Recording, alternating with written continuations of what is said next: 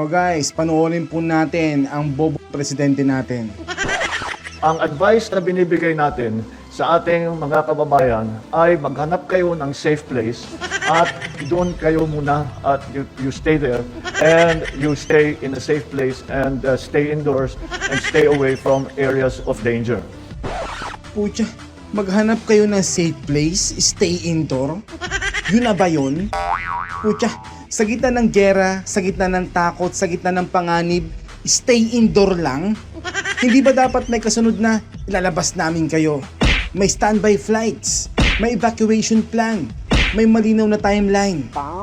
Pucha, noong panahon ni Tatay Digong, kapag may krisis, ang tono niya laging uuwi kayo. Sagot namin kayo. May tapang, may urgency, may direksyon. Ngayon, parang advisory lang ng bagyo. Alam mo ba ngag, ang mga OFW, hindi turista, okay? Hindi sila observer ng gera. Sila ang bumubuhay sa kanilang mga pamilya at ng ating ekonomiya, okay? So sila ang tinatawag natin bagong bayani. Hindi ba dapat heroic din ang response? Diba? Ang lamya mo no? Sa panahon ng krisis, hindi sapat ang stay indoor. Ang kailangan ng bayan, malinaw na plano, malinaw na aksyon at malinaw na liderato. Ikaw, ano sa tingin mo? Ang lamya, di ba? So guys, usap-usapan ngayon ang issue tungkol sa ICC warrants at ang paninindigan ng Senator Kuya Bongo. Dahil alam nyo ba, nakabilang po siya sa mga nagsusulong ng resolusyon sa Senado na nagsasabing ang anumang warrant mula sa International Criminal Court or ICC ay dapat munang dumaan sa korte ng Pilipinas bago ipatupad. At malinaw po ang sinasabi niya, hindi po ito tungkol sa kanya. Hindi lang ito tungkol kay dating Pangulong Rodrigo Duterte. Ito guys ay tungkol po sa soberanya ng ating bansa.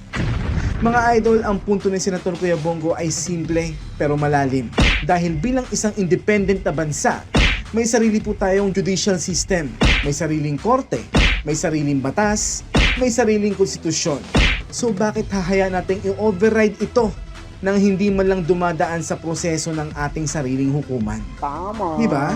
Ang panawagan niya ay kung may warrant man na manggagaling sa ICC, dapat po itong suriin muna ng mga korte sa Pilipinas. Tama naman eh. Di ba? Hindi ito pagtakas sa pananagutan. Hindi rin po ito pagharang sa hustisya. Ito ay paggiit ng due process at pagrespeto sa ating legal system. At wag po nating kalimutan mga idol na ang ICC ay isang international body pero ang Pilipinas ay isang sovereign country. Okay? May prinsipyo sa international law na tinatawag na complementarity. Ibig sabihin, papasok lang ang ICC kung hindi kaya o ayaw umaksyon ng isang bansa. Okay, malinaw yun ha? Dahil may kakayahan ang Pilipinas. May korte po tayo at may proseso po tayo. Mga idol, hindi madaling tumindig sa ganitong issue. Alam nyo naman, kapag ICC ang usapan, mainit na debate yan. Pero malinaw ang mensahe ni Senator Kuya Bongo. Hindi ito personal at hindi ito para protektahan ng sarili niya. Ito ay para protektahan ng prinsipyo ng mga Pilipino at dapat dumaan muna sa batas ng Pilipinas. At bilang halal na senador, tungkulin niyang ipagtanggol ang dignidad at kapangyarihan ng ating bansa. Sa huli mga idol, maaari tayong magkaiba ng pananaw.